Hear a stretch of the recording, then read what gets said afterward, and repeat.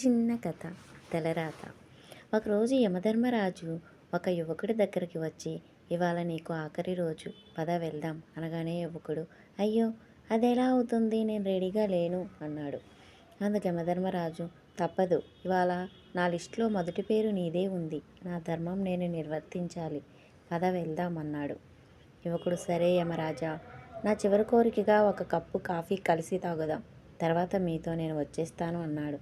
యమధర్మరాజు అంగీకరించి యువకుడు తెచ్చిన కాఫీ తాగాడు.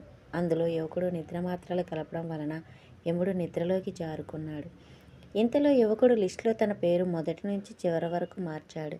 నిద్ర నుంచి మేలుకున్న యముడు, నీ అద్భుతమైన ఆతిథ్యానికి నా ధన్యవాదాలు. So nice of you.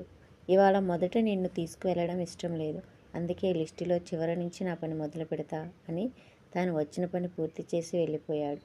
నీతి: నువ్వు ఎంత ప్రయత్నించినా నీ తలరాతను ఎవరూ మార్చలేరు.